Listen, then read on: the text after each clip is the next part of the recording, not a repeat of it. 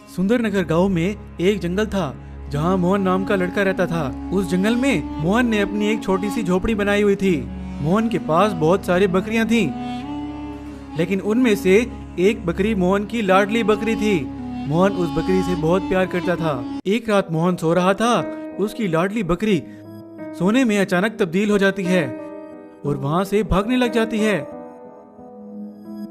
सुबह होते ही मोहन जब अपनी बकरी को देखता है तो मोहन को उसे अपनी लाडली बकरी नहीं दिखती।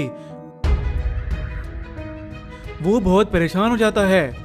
मोहन फिर अपनी बकरी को तलाश करने दूसरे जंगल में निकल जाता है, लेकिन उसे अपनी लाडली बकरी कहीं नहीं दिखती। मोहन बहुत परेशान हो जाता है और फिर जाके पेड़ के साथ बैठ जाता है। उस गांव में एक रंगा नाम का लालची साइंटिस्ट रहता था। उसके पास एक मशीन थी जो जानवरों को स्टैचू बनाने का काम करती थी। लेकिन रंगा ने अपनी वो मशीन का इस्तेमाल अभी तक नहीं किया। वो अब किसी जानवर की तलाश में था कि कोई जानवर उसे मिल जाए। मैंने इस मशीन का इस्तेमाल कभी नहीं किया, लेकिन अब एक जानवर पर मैं टेस्ट करूंगा और उस जानवर को स्टैचू बना दूंगा। देखता हूँ मेरी मशीन काम करती भी है कि नहीं। रंगा बाहर निकल कर देखता है तो वहीं सामने से सोने की बकरी भागती हुई आ रही होती है। रंगा उसे देख के आश्चर्य हो जाता है। वही रंगा, अरे ये तो सोने की बकरी लग रही है। अब टाइम आ गया है मेरी मशीन को टेस्ट करने का। मैं इसको पकड़कर स्टैचू बनाता हूँ। अगर ये स्टैचू हो जाती है तो मेरी मशीन काम की है और मैं इसको बेचकर बहुत पैसे कमाऊंगा और अमीर बन जाऊंगा। रंगा उस बकरी पर अपनी मशीन का इस्तेमाल करता है। वहीं वो सोने की बकरी स्टैचू बन जाती है। उसे देख के रंगा बहुत खुश हो जाता है। वहीं मोहन भी अपनी बकरी को ढूंढते ढूंढते पहुंच जाता है। मोहन उस बकरी को देख लेता है। मोहन बकरी के पास जाता है। ये लड़के, कौन हो तुम और यहाँ क्या कर रहे हो? निकल जाओ यहाँ से, वरना तुम्हें भी इस बकरी की तरह स्टैचू बना दूंगा। ये तो सोने की बकरी है। मेरी बकरी भी कहीं खो गई है। मुझे लगता है ये मेरी लाडली बकरी है जिसको मैं तलाश कर रहा हूँ। लेकिन ये सोने की बकरी में कैसे तब्दील हो गई? मैं अपनी बकरी को लेने आया हूँ। जल्दी से मुझे मेरी बकरी लौटा दो। ये तुम्हारी बकरी नहीं है, अब ये मेरी बकरी है। अब इस पे मेरा कब्जा है। इसको मैं ले जाऊंगा और इसको बेच के बहुत सारा पैसा कमाऊंगा। तुम अब यहाँ से चलते बनो, वरना बहुत बड़ा नुकसान उठाना पड़ेगा तुम्हें। ये मेरी बकरी है। मैंने अपनी लाडली बकरी को पहचान लिया है। इसको अब ठीक करके मुझे वापस कर दो, वरना अच्छा नहीं होगा। ये लड़के, चुपचाप यहाँ से निकलते बनो। ये बकरी अब तुम्हें नहीं मिल सकती। मैं अपनी बकरी को लिए बिना नहीं जाऊंगा। वहीं बकरी अपनी पावर का इस्तेमाल करती है और रंगा को गिरा देती है। रंगा वहीं गिर जाता है और बेहोश हो जाता है। अब मजा आया रंगा। मेरी बकरी को चोरी करने चला था और इससे पैसे कमाने चला था। अब मैं अपनी बकरी को ले जा रहा हूँ। वो बकरी फिर साधारण बकरी में बदल जाती है। मोहन अपनी बकरी को वहां से लेके चला जाता है और उसे एक सुरक्षित जगह पर छुपा देता है। Giant golden fish island secret treasure. ये कहानी शुरू होती है आज से कई हजार साल पहले धरती पर एक रहस्यमय जादुई टापू से। उस टापू पर हर जगह जादू था और जादुई जानवर भी उस टापू पर रहते थे। एक दिन राजा के कुछ सैनिक समंदर में गलती से रास्ता भटक कर उस जादुई टापू तक पहुंच गए। हम इतने दिनों से समंदर में भटक रहे हैं और अब तो हमारे जहाज पर सारा खाना खत्म हो गया है। चलो सामने इस टापू पर चलते हैं। क्या पता यहाँ इस टापू पर हमें खाने को कुछ मिल जाए। मुझे तो टापू बहुत खतरनाक भूतिया टापू लग रहा है। मैंने सुना था ऐसे टापू पर भूत रहते हैं। अगर तुम लोगों को इस टापू पर जाना है तो जाओ, मैं यहीं अपने जहाज पर रुकूंगा। हाँ ठीक है, तुम्हें नहीं आना तो मत आओ, हम तो उस टापू पर जा रहे हैं। वो सैनिक उस टापू पर पहुंच जाते हैं। उस टापू पर इधर उधर देखने लगते हैं। वैसे वहीं एक सैनिक को टापू पर एक तालाब दिखाई देता है।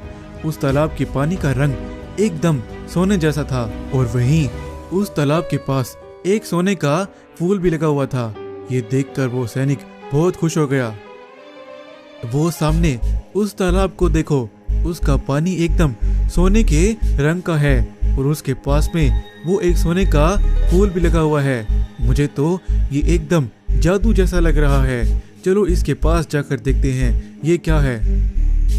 वो सैनिक उस तालाब के पास पहुंच जाते हैं और एक सैनिक उस सोने के फूल को तोड़ने लगता है। सैनिक के वो सोने का फूल तोड़ते ही उस तालाब से बहुत तेज रोशनी निकलने लगती है और उस तालाब के अंदर से एक बहुत ही खतरनाक राक्षस निकलता है।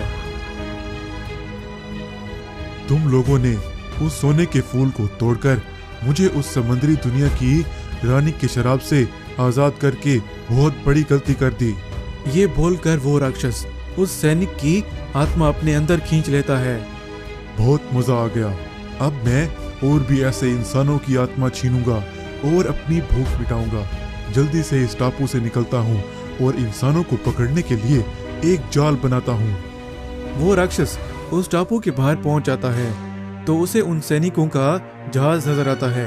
वो राक्षस कुछ सोचता है और अपनी शक्ति से उस समुद्री जहाज को एक बहुत बड़ी विशाल सोने की मछली में बदल देता है और उस सोने की मछली के ऊपर एक टापू बना देता है। वहीं उस पर बहुत सारा खजाना भी बनाता है। उन इंसानों को पकड़ने का जाल तो तैयार हो गया है। अब जल्दी से इसे उन इंसानों को पकड़ने के लिए भेजता हूँ। जो भी इंसान इस टापू पर खजाना लेने आएगा मुझे उसका पता चल जाएगा और मैं तुरंत जाके उसकी आत्मा छीन लूंगा। वैसे वो राक्षस उस फिश आइलैंड को समंदर में आगे भेज देता है। वहीं समुद्री दुनिया की रानी को भी उस राक्षस के आजाद होने का पता चल जाता है और वहीं वो उस राक्षस को कैद करने के लिए पहुंच जाती है। मुझे पता था तुम एक न एक दिन मेरे शराब से आजाद हो जाओगे, इसलिए मैंने पहले से तुम्हें कैद करने की तैयारी की हुई है। ये बोलकर वो रानी बोतल का ढक्कन खोलती है और वो राक्षस खुद ब खुद उसके अंदर कैद हो जाता है। ऐसे बहुत समय गुजर गया। आज के दिन सुंदरपुर गांव में पिंटू नाम का एक अनाथ लड़का रहता था। उसने वहीं गांव में एक बहुत बड़े पेड़ के नीचे अपने रहने का ठिकाना बनाया हुआ था। वो वहीं रहा करता था। ऐसे एक दिन पिंटू समंदर के पास खड़े होकर कुछ सोच रहा था।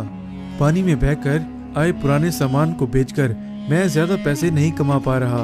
अब मुझे कोई नया काम शुरू करना पड़ेगा। पिंटू एक आइडिया सोचता है। वो अपने घर में बहुत सारी खाली प्लास्टिक की बोतल्स लेकर आता है और उनसे एक नाव बनाने लगता है। ऐसे कुछ ही दिनों में वो एक बहुत ही कमाल नाव बना लेता है। अब इस नाव में मैं समंदर में दूर दूर जाऊंगा और बहुत सी मछलियां पकड़ूंगा और उन्हें बेचकर बहुत पैसे कमाऊंगा। पिंटू अपनी उस नाव को समंदर में ले जाता है और मछलियां पकड़ने लगता है। उसकी नाव का बहुत हल्का होने के कारण वो समंदर की लहरों से समंदर में बहुत ज्यादा आगे निकल जाता है। अरे मैं तो अपने गांव से बहुत ज्यादा आगे निकल आया हूँ और अभी कुछ ही देर में रात हो जाएगी। मुझे तुरंत गांव की तरफ वापस जाना होगा। वो ऐसे सोच ही रहा था कि वहीं सामने उसे एक छोटा सा टापू दिखाई देता है। उस टापू पर बहुत सारा सोना भी था। पिंटू तुरंत अपनी नाव को उस टापू की तरफ ले जाता है। पिंटू उस टापू पर पहुंच के उस सारे सोने को देखकर बहुत खुश हो जाता है। अरे वाह, मेरी तो लाइफ बन गई। अब तो मैं बहुत धनवान हो गया हूँ। बस उस दिन से पिंटू बहुत धनवान हो गया। उसने सोने को बेचकर एक बहुत बड़ा बहुत ही सुंदर घर बनवाया और बहुत सारे महंगी महंगी कारें भी खरीदी और मजे से अपनी जिंदगी जीने लगा।